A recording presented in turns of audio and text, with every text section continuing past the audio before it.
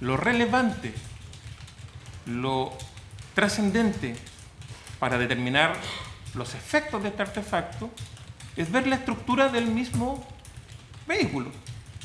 Y en la estructura lo revisamos en las fotografías, en los videos que se exhibieron.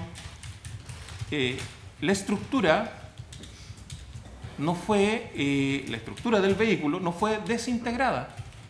El vehículo mantuvo su estructura de vehículo, con daños, obvio, daños que afectaron su funcionalidad y que determinaron esta calificación de pérdida total. Pero el vehículo como tal, la estructura, el chasis, el lugar donde se ubican sus neumáticos, el techo, todas sus partes, permaneció en el mismo lugar y solo se desprendió, y no se destruyó, se desprendió su parachoque delantero. Se fracturaron sus vidrios, pero no estallaron. Los daños que se causaron en los edificios a que ya he hecho referencia, especialmente en la primera comisaría, fueron la destrucción de vidrios, producto obviamente, de la onda expansiva de este artefacto. Y el daño que sufrió el vidrio del edificio ubicado al frente de la primera comisaría fue producto de un fragmento de este artefacto explosivo que se dispersó y que se arrastró o voló por varios metros y se incrustó, atravesó este vidrio. Se puede, y esa es la pregunta, dado que todo artefacto explosivo produce efectos. Un artefacto explosivo que esté armado, cuya cada una de sus partes esté confeccionada o esté ensamblada de manera correcta y cuyo sistema eléctrico funcione adecuadamente, produce efectos. Por lo tanto, el solo hecho de producir esos efectos naturales a un artefacto explosivo no puede servirnos de elemento para esa calificación de delito terrorista.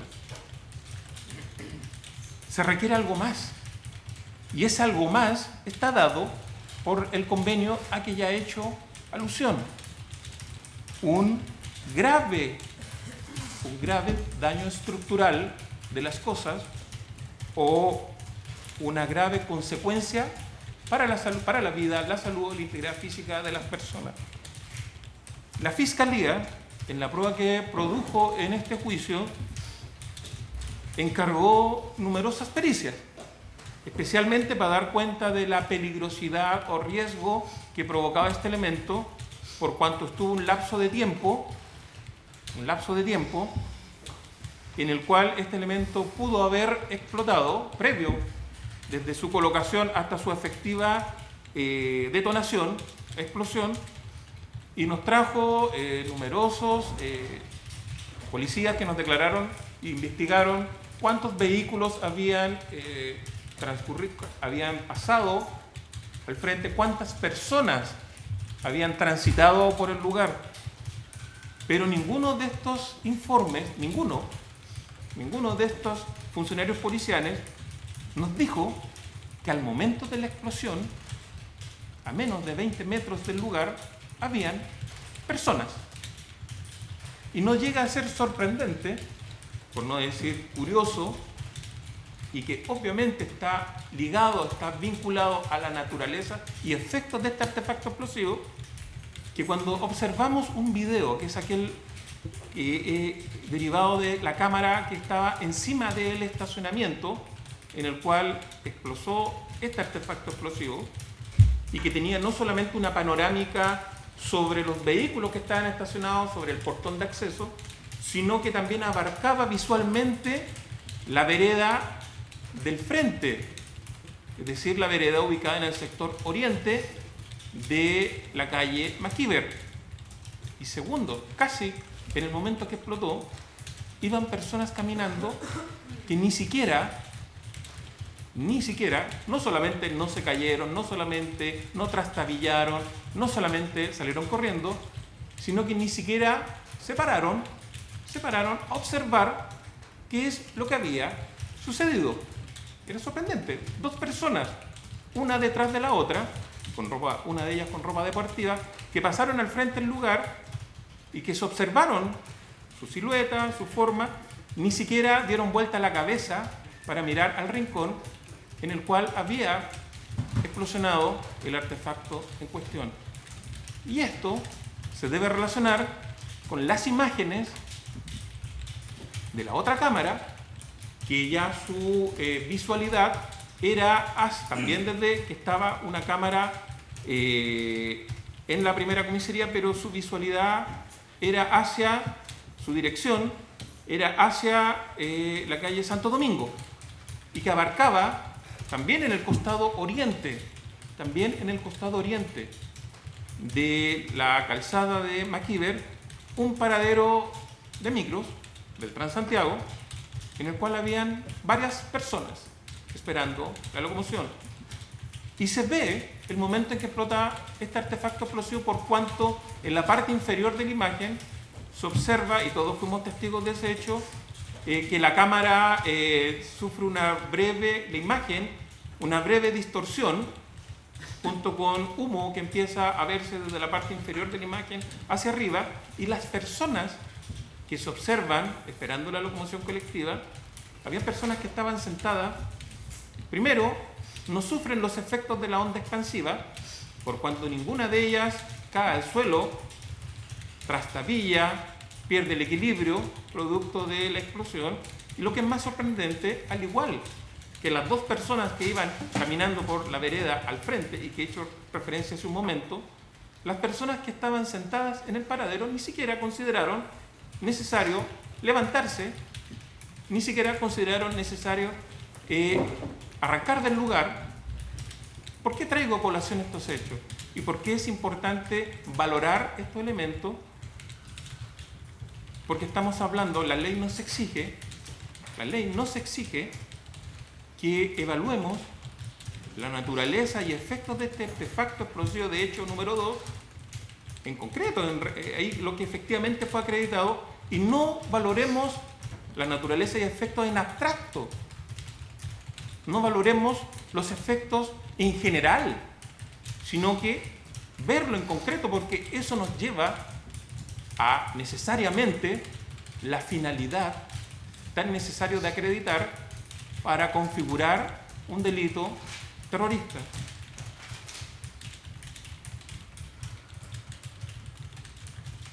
Eso en relación a la naturaleza y efectos del medio que se emplea. Toda vez que, dado que es un artefacto de bajo poder destructivo, de limitado alcance, y que provocó, no obstante, haber personas en el mismo lugar que funcionó, solamente daños materiales que no pueden calificarse de aquellos que el convenio, a que ya he hecho una alusión, son de aquellos de gran poder destructivo, que tengan la idoneidad de destruir estructuralmente las cosas o lugares. Nos plantea la Fiscalía que también se configuraría en esta causa, de acuerdo a la prueba que rindió en este juicio, el segundo de los criterios de concreción que nos plantea la ley, que nos ofrece la ley como criterios para valorar esta finalidad terrorista, esta finalidad atemorizante de la población, y que es que los hechos sean parte de un plan premeditado de atacar personas, de afectar personas, y en concreto lo que nos plantea la acusación, que las víctimas de este supuesto plan que habrían tenido los autores que realizaron o que ejecutaron estos hechos, sería de atacar a Carabineros de Chile. Carabineros es una, con mayúscula, es una institución, la policía uniformada. Las comisarías son las instalaciones en las cuales esta policía uniformada ejerce sus funciones y sus labores. Y los funcionarios policiales son aquellas personas encargadas, en concreto, en específico, del cumplimiento de las finalidades propias que están dadas por mandato constitucional y legal de las policías, y en específicamente de Carabineros. La ley nos exige que el plan tenga por objeto atentar contra las personas.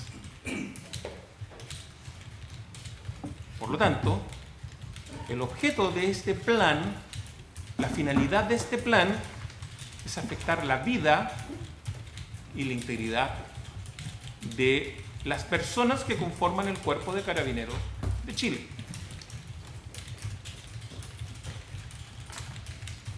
Así nos exige este elemento de concreción objetiva. No habla de atacar lugares públicos, de atacar instalaciones, de atacar lugares, de atacar, de este plan tenga por objeto el ataque de personas o un grupo de personas.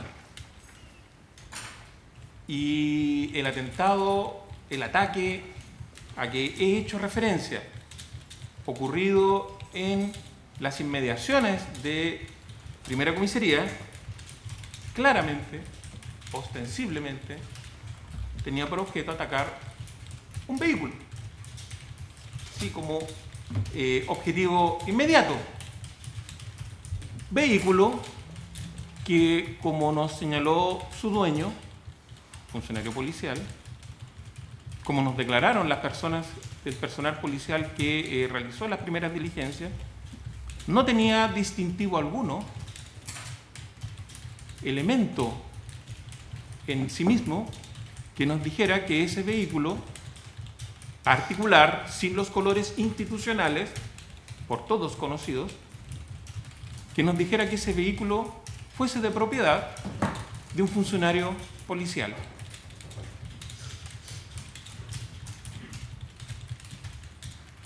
El colocar este explosivo en la parte inferior del vehículo da cuenta de una finalidad de dañar, de provocar daños a un vehículo particular.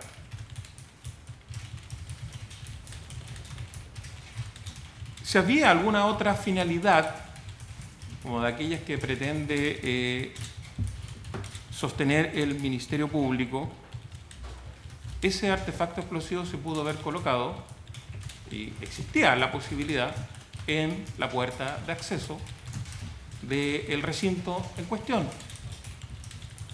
Que por lo demás, si lo analizamos también con los planimétricos que fueron incorporados, con las fotografías, y que también debemos relacionarnos con su capacidad destructiva en relación a las personas, era un recoveco, era un rincón, donde se depositaba la basura del establecimiento, del recinto policial, donde no caminaban personas por ahí habitualmente, o por lo menos no se observaron que personas hayan accedido a ese rincón, a ese espacio físico.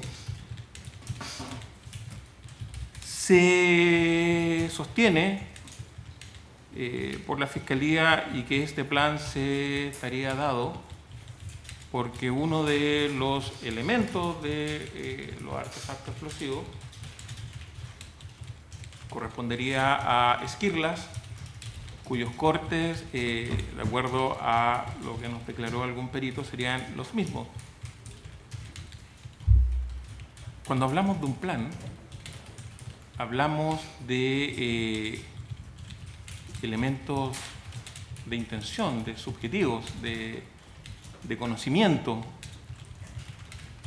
Y la Fiscalía, y un tema que también hay que hacerse cargo, no imputó, y de hecho me hago referencia a la misma de manera muy genérica, no imputó a ninguno de los coacusados en esta causa y que solamente lo trae a colación como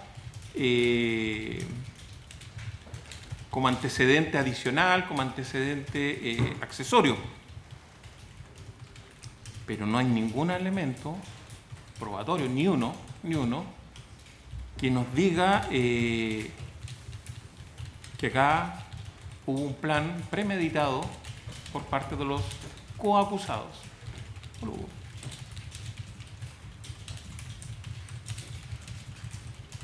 Se sostiene también por parte de la Fiscalía, también para justificar la existencia de este supuesto plan, las adjudicaciones.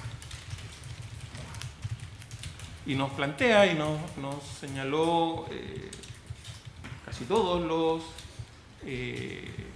acusadores como una de las características del delito terrorista era su aspecto comunicativo, y que aspecto que por lo cierto también fue resaltado por el sociólogo Darville como una de las características o de lo que tenían estas acciones y estos grupos al desarrollar o ejecutar este tipo de acciones que buscaban difundir sus pretensiones, sus ideas al resto de la sociedad, respecto de la cual ellos aparentemente serían indiferentes, al dar a conocer al resto de la sociedad que pudieran ser, que ellos habrían sido los autores de este hecho y qué es lo que buscaban con los mismos.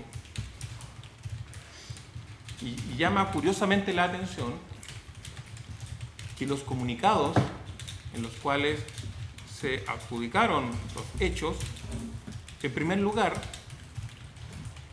hayan sido proporcionados a páginas de contrainformación, que tengo la certeza que hasta que escuchamos a los peritos que hicieron esta investigación, los funcionarios policiales que hicieron esta indagación, nunca en nuestras vidas habíamos escuchado su existencia, acerca de su existencia. Contrainfo, contrainfórmate. No escuchamos a ningún trabajador, funcionario, directivo de algún canal de televisión abierta o de radio o medio de comunicación de masas que haya dado cuenta de que estos comunicados les fueron entregados para ser difundidos. Y la fecha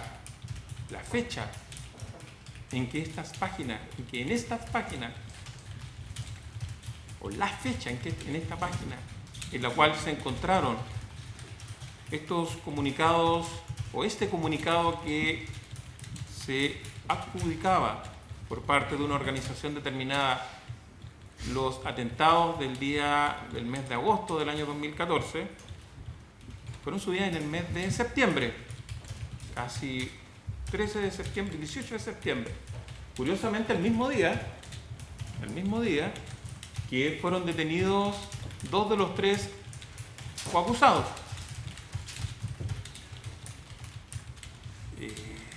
Casi un mes después, en un medio de información que nadie o muy pocas personas conocen. ¿Qué efecto atemorizante se buscaba con esta acción, con esta adjudicación? Que aparentemente, porque no debemos olvidar también de que la persona que en estrado manifestó un mayor conocimiento sobre la ideología, sobre la forma de funcionar, sobre distintos tópicos de algunos grupos que en el extranjero realizan este tipo de actividades, nos señaló que la adjudicación o la asunción de hechos ajenos para tener un mayor prestigio también era una de las posibilidades claramente explicable de muchas adjudicaciones. El señor Oñate,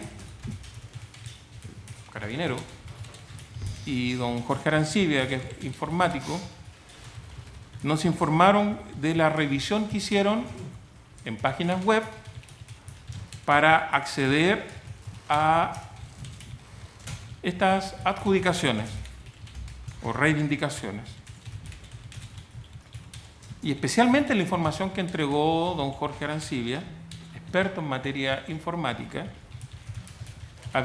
existiendo medios o posibilidades técnicas, especialmente a través de lo que llamaba dirección IP, que nos señaló que era la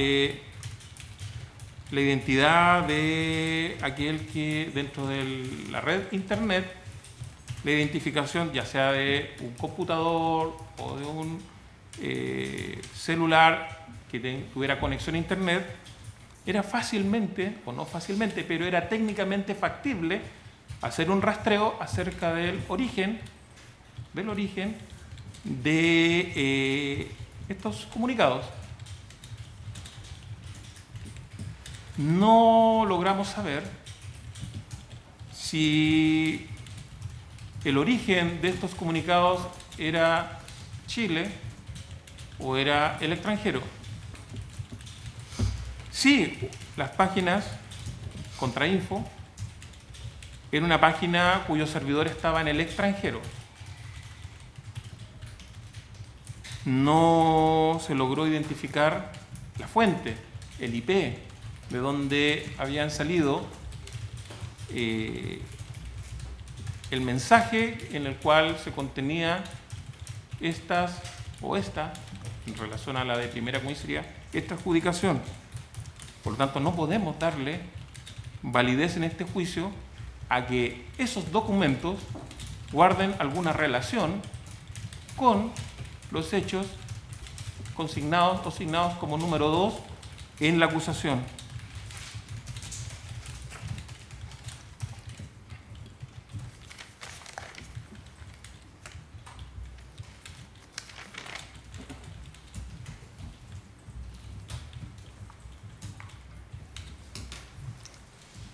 En el hecho número 2, considerando entonces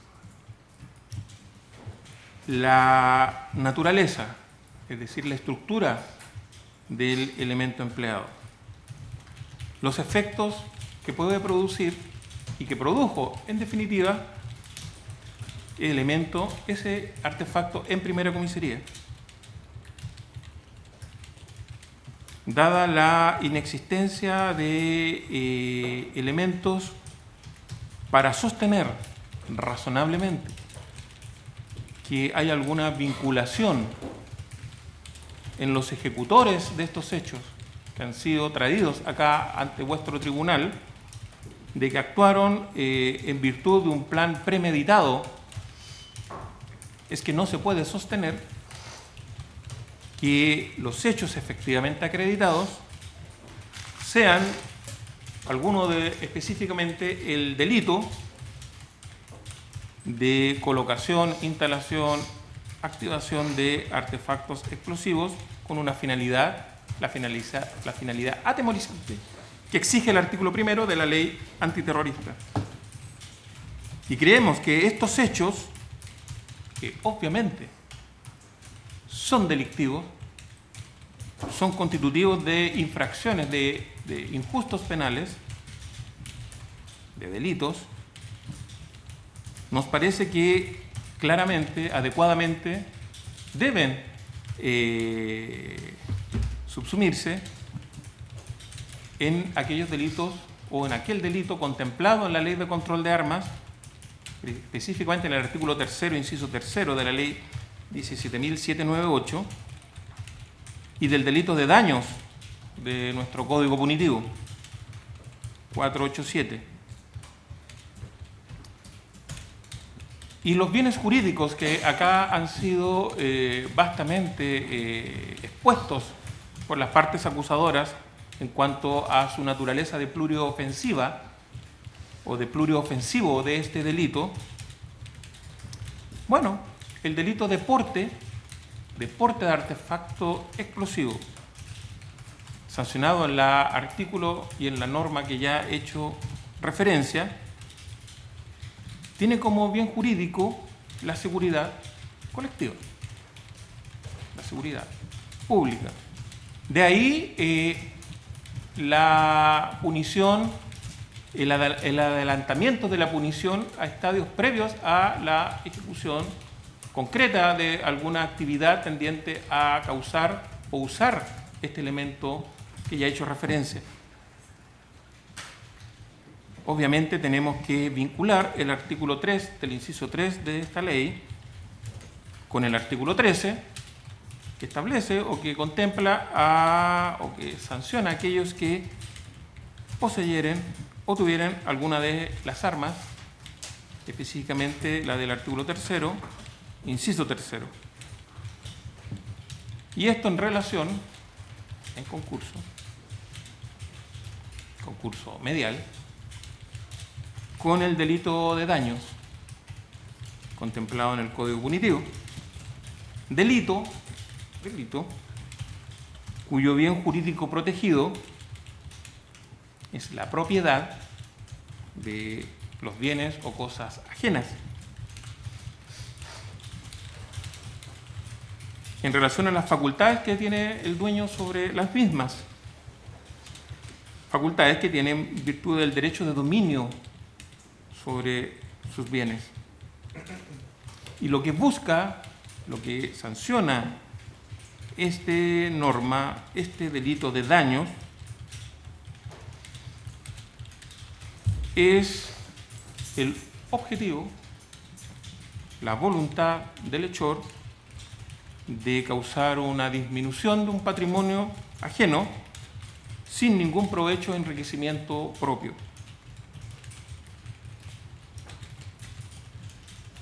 Esa es la calificación jurídica que corresponde en los hechos que efectivamente fueron acreditados en autos. Y no puedo sino también plantear,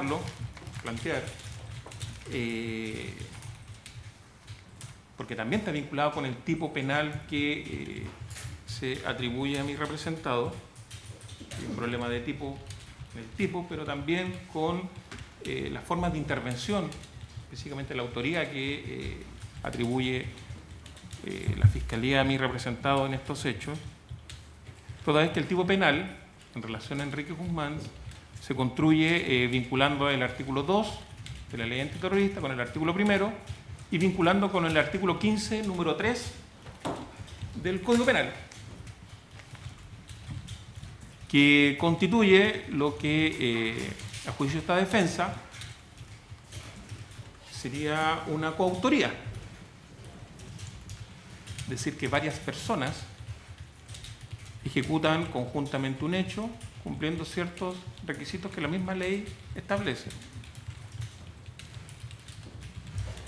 A algunos les atribuye la Fiscalía una autoridad del número 1, a otros del número 3 del artículo 15, pero en definitiva, como planteó los hechos la Fiscalía, habría una actuación mancomunada de diversos sujetos para la ejecución de estos hechos.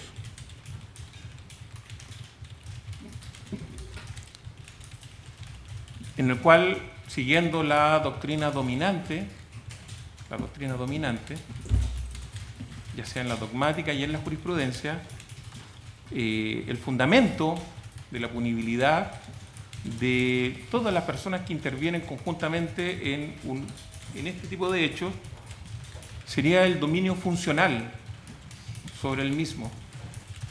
Es decir, lo que une la actividad de cada uno de los hechores es el dominio de todo el grupo sobre el hecho delictivo ejecutado. Así las cosas, doctrina dominante, el aporte de los coautores y así lo sostiene Roxin en su tratado, debe ser no solo fundamental, importante, considerable, sino que debe ser en el momento de la ejecución del hecho. Es un problema de tipo objetivo, Y es claro que ya como lo sostiene la acusación, por lo menos la participación que se le atribuye a mi representado, no fue al momento de la ejecución del hecho número 2, sancionado en el número 4 del artículo 2 de la ley antiterrorista. Pero también exige el 15 número 3, aparte del dolo común, de todos los hechores de este hecho en relación a todos los extremos. Un momento, por favor. Tuvimos un problema en el computador. ¿Puede llamar al informático?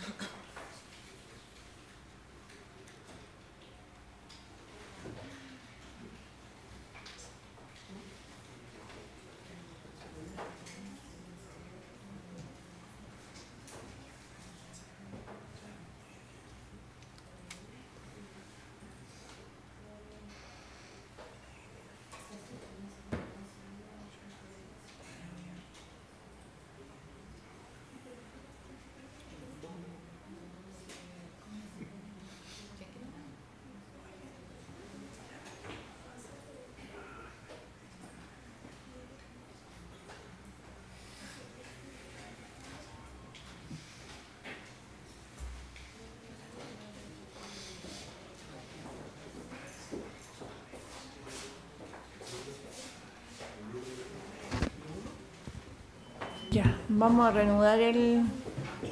¿Quién faltaba? Ah, falta el abogado señor Camo.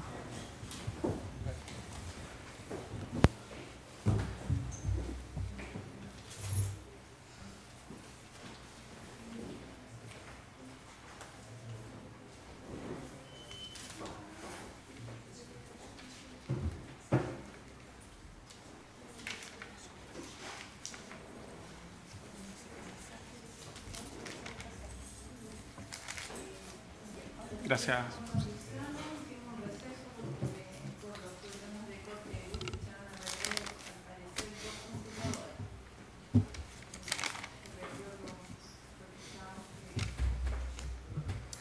Gracias, señora presidenta. Efectivamente había sostenido y ahí había quedado en mi argumentación que tratándose de una coautoría, es decir, cuando varios sujetos intervienen en un hecho delictivo, distribuyéndose funciones, se requiere, había sostenido así, un dolo común, es decir, que todos estos hechores estén de acuerdo en todo el marco, en el marco completo del plan criminal.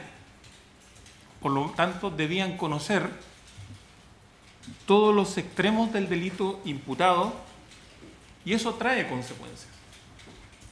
Es decir, el conocimiento abarcaba y debía abarcar y por lo tanto debía ser objeto de acreditación no solamente el hecho que se sostiene en la Fiscalía de esta entrega del elemento que se utilizó en primera comisaría, sino que también el conocimiento completo del lugar en el que se iba a utilizar y debía, por exigencia también del artículo primero, acreditarse que ese elemento subjetivo de intencionalidad, de finalidad atemorizante, también debía estar presente. Dado esto, dado que nuestra ley en el artículo 10, número 3, lo exige expresamente, la existencia de un concierto previo, elemento que no escuchamos en los planteamientos de la Fiscalía, cómo habría sido acreditada en este juicio ese concierto previo, ese acuerdo previo en torno a los hechos que se acusan a mi representado. En definitiva, fundamentalmente y principalmente, considerando que no se logró acreditar que mi representado haya confeccionado ni haya facilitado el artefacto explosivo empleado en primera comisaría, toda vez que ese hecho se fundamenta esencialmente y fundamentalmente en la prueba genética a la cual me referí extensamente en mi alegato, es que se sostiene la petición de absolución, considerando también las argumentaciones que planteo hoy día en torno a la calificación jurídica de los hechos efectivamente acreditados. Eso es todo. Ya. Sí.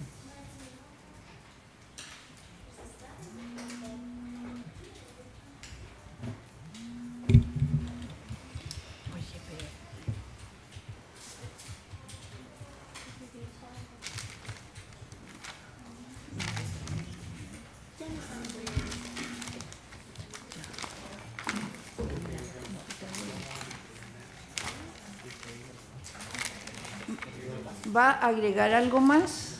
Era corto, señoría. Sí.